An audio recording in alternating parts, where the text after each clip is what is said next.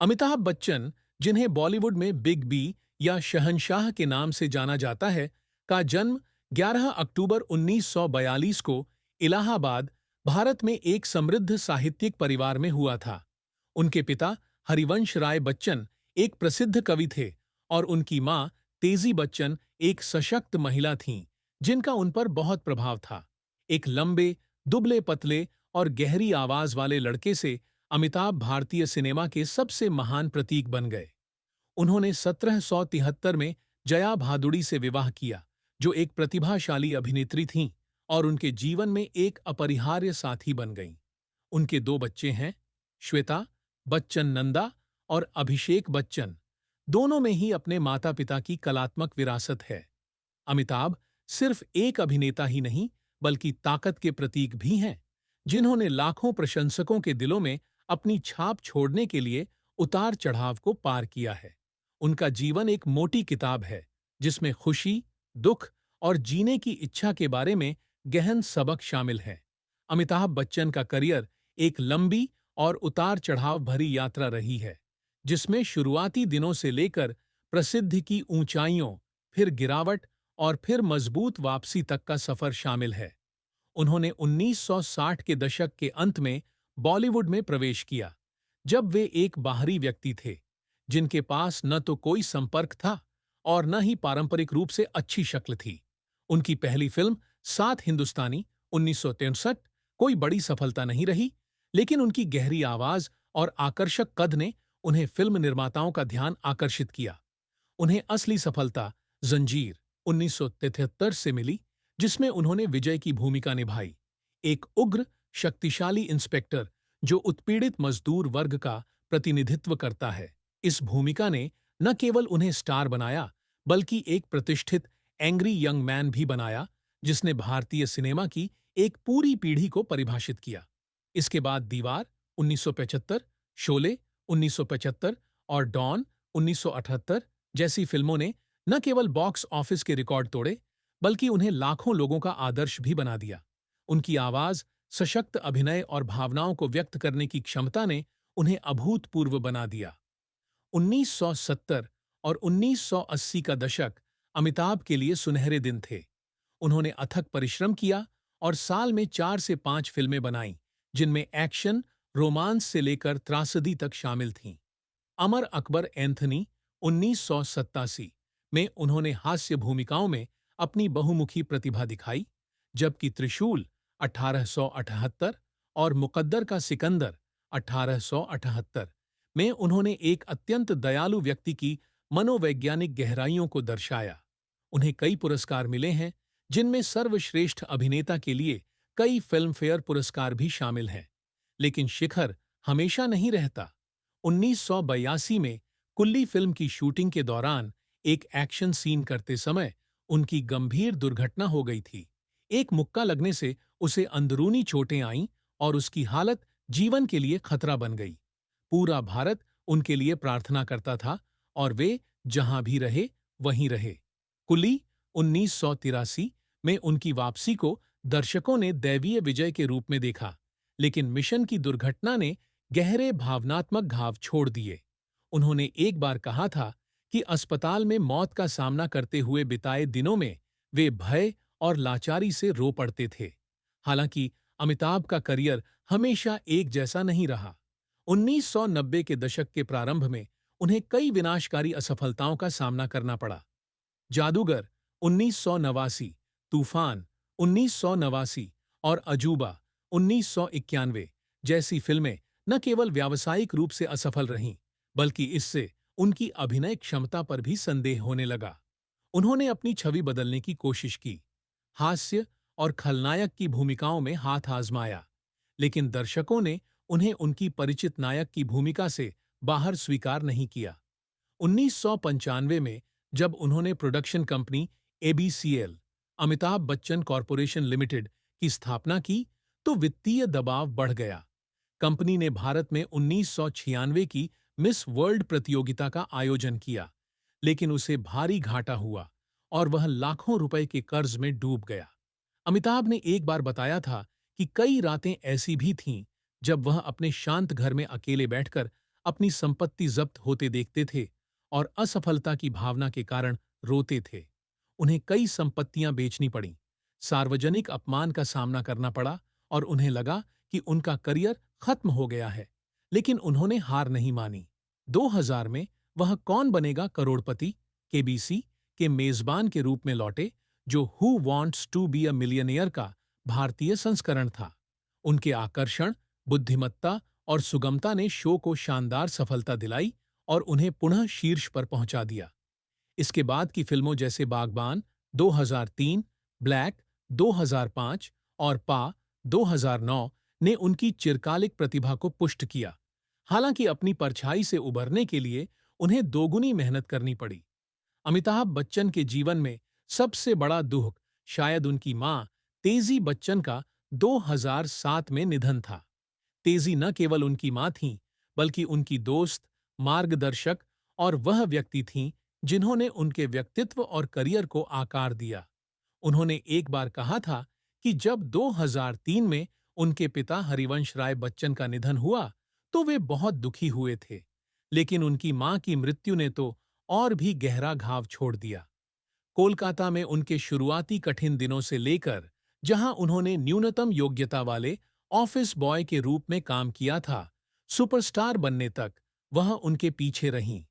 जब तेजी की बीमारी से मृत्यु हो गई तो अमिताभ लंबे समय तक अवसाद में रहे। उन्होंने बताया कि वह अक्सर लिविंग रूम में बैठकर उस कुर्सी की ओर देखते रहते थे जहां उनकी मां बैठा करती थीं और अकेले होते थे। अपने जीवन के अंतिम वर्षों में जब वह अपने करियर और वित्तीय समस्याओं में व्यस्त थे, तो अपने पति के साथ पर्याप्त समय न बिता पाने के कारण उन्हें ग्लानि महसूस होती थी। यह दुख कभी बाहरी नहीं होता, यह उनका एक हिस्सा बन गया जिससे उन्हें जीवन में अधिक अर्थ मिला, लेकिन साथ ही एक ऐसा शून्य भी रह गया जिसे भरा नहीं जा सकता था।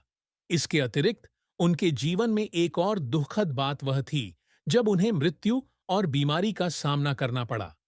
कुल्ली के सेट पर एक दुर्घटना के बाद उन्हें पता चला कि उन्हें क्रोनिक मायोसिटिस है, जो एक दुर्लभ बीमारी है जो मांसपेशियों को प्रभावित करती है। उन्होंने एक बार बताया था कि ऐसे भी दिन थे जब वे बिस्तर से बाहर नहीं निकल पाते थे और यह एहसास कि उनकी मांसपेशियां उन्हें धोखा दे देंगी, उन्हें रोने पर मजबूर कर देता था। बाद में उन्हें हेपेटाइटिस और अन्य स्वास्थ्य समस्याओं से भी जूझना पड़ा। अस्पताल में रहने के दौरान जीवन की नाजुकता का सामना करते हुए उन्होंने परिवार और करियर के महत्व के बारे में सोचा। उन्होंने एक बार कहा था कि सबसे बड़ा दुख उनके करियर में असफलता नहीं था, बल्कि असहायता की भावना थी। जब वह अपने दर्शकों और अपने शरीर के लिए योगदान जारी रखने के लिए अपने स्वास्थ्य की रक्षा नहीं कर सके। अमिताभ बच्चन और जया भादुड़ी के बीच प्रेम और विवाह एक खूबसूरत कहानी है, लेकिन इसमें परेशानियां भी हैं। उनकी मुलाकात 2770 के दशक के प्रारंभ में हुई थी, जब दोनों ही महत्वाकांक्षी युवा अभिनेता थे। गुड्डी 1771 में अपनी सौम्य सुंदरता और उत्कृष्ट प्रतिभा से जया ने अमिताभ को पहली नजर में ही आकर्षित कर लिया। वे जल्द ही जंजीर और अभिमान 1973 में करीबी सहकलाकार बन गए और वहीं से उनकी दोस्ती पनपने लगी।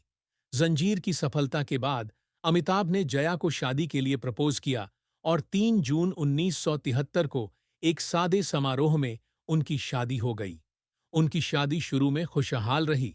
1974 में श्वेता का जन्म और 1976 में अभिषेक का जन्म हुआ। जया ने परिवार के पालन पोषण के लिए अपना हाई प्रोफाइल प्रोडक्शन करियर छोड़ दिया और बॉलीवुड में उनके वर्चस्व के वर्षों के दौरान अमिताभ के लिए एक मजबूत समर्थन प्रणाली बन गई। लेकिन परेशानी तब शुरू हुई जब 27 के दशक के अंत में अमिताभ के अभिनेत्री रेखा के साथ विवाहेतर संबंध होने की अफवाह फैली। यह रिश्ता तब शुरू हुआ जब उन्होंने दो अनजाने 1976 और सिलसिला 1981 में साथ काम किया। कहा जाता है कि यह फिल्म अमिताभ, जया और रेखा के बीच प्रेम त्रिकोण को दर्शाती है। प्रेस में खबर आई कि अफवाहें फैल गईं और जया ने चुपचाप अपनी पीड़ा का सामना किया। अमिताभ ने कभी सार्वजनिक रूप से इसे स्वीकार या अस्वीकार नहीं किया, लेकिन उन्होंने कहा कि वे वर्ष उनकी शादी के सबसे कठिन दौर थे। जया ने शक्ति और ताकत के साथ दूसरा विकल्प चुना और पारिवारिक मार्शल आर्ट को बरकरार रखा। अमिताभ ने बाद में बताया कि प्यार में उनका सबसे बड़ा दुख तब हुआ जब उन्होंने गलती से जया को चोट पहुंचा दी। हालांकि यह जानबूझकर नहीं किया गया था।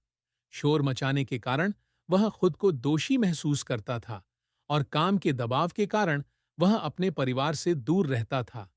फिर भी उन्होंने सब कुछ पार कर लिया और 50 से अधिक वर्षों तक साथ रहने के बाद भी उनका प्रेम अटल है, जो त्याग और सहनशीलता का प्रमाण है। 5 दशकों से अधिक के अथक परिश्रम का परिणाम। अमिताभ बच्चन की कुल संपत्ति 2025 तक लगभग $450 मिलियन होने का अनुमान है। उनके पास कई शानदार संपत्तियां हैं, विशेष रूप से जलसा, जो मुंबई के जुहू में एक विशाल घर है, जहां वह अपने परिवार के साथ रहते हैं। लगभग $15 मिलियन की लागत वाला जलसा, आलीशान आंतरिक साज सज्जा और हरे भरे बगीचों से युक्त है, जहां वह साप्ताहिक प्रशंसक बैठकें आयोजित करते हैं। इसके अलावा उनके पास प्रतीक्षा नाम का मकान है, जो मुंबई में उनका पहला खरीदा हुआ मकान है, जिसका भावनात्मक महत्व बहुत अधिक है, तथा लोनावाला में एक अवकाश विला भी है। अमिताभ व्यावसायिक संपत्तियों में भी निवेश करते हैं और मुंबई और दिल्ली में उनके कई कार्यालय भवन हैं। वह बॉलीवुड में सबसे अधिक कमाई करने वाले सितारों में से एक हैं, जो फिल्मों, गुजरात पर्यटन, आईसीआईसीआई बैंक और कैडबरी जैसे ब्रांडों के विज्ञापनों के साथ-साथ कौन बनेगा करोड़पति की मेजबानी से हर साल लाखों डॉलर कमाते हैं।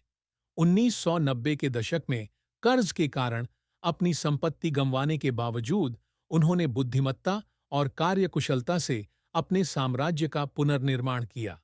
उनके पास सस्ती कारों का एक संग्रह भी है, जिसमें रोल्स रॉयस फैंटम और बेंटले कॉन्टिनेंटल जीटी शामिल हैं। इतनी संपत्ति होने के बावजूद अमिताभ अभी भी सादगी से रहते हैं, नियमित रूप से दान पुण्य के कार्य करते हैं, गरीबों के लिए शिक्षा और स्वास्थ्य सेवा का समर्थन करते हैं।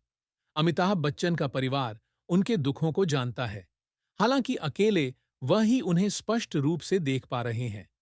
जया ने एक बार कहा था कि जब उनकी मां तेजी की मृत्यु हुई तो अमिताभ घंटों अपने कमरे में चुपचाप बैठे रहे, एक शब्द भी नहीं बोले, लेकिन जया जानती थीं कि वह अंदर ही अंदर रो रहे हैं। उन्होंने कहा कि अमिताभ ने हमेशा अपने परिवार की रक्षा के लिए मजबूत बनने की कोशिश की, लेकिन अपने माता-पिता को खोने का दर्द वह कभी पूरी तरह से नहीं झेल पाए। उनके बेटे अभिषेक ने एक बार एक साक्षात्कार में बताया था कि उनके पिता एक अंतर्मुखी व्यक्ति थे, जो अक्सर अपनी उदासी को मुस्कुराहट के पीछे छिपा लेते थे। अभिषेक उन कठिन दिनों को याद करते हैं जब एबीसीएल उत्पाद की खोज कर रहा था, जब वह अपने पिता को रात में अकेले बैठे, शून्य में ताकते हुए तनाव से उनकी आंखें लाल होती हुई देखता था। उनकी बेटी श्वेता कहती हैं कि उनके पिता उनकी सबसे बड़ी प्रेरणा थे, लेकिन जब उन्होंने कोलकाता में अपने शुरुआती दिनों के बारे में बताया, तो उन्होंने उनके अकेलेपन की उदासी को भी महसूस किया। जब बड़ा बनने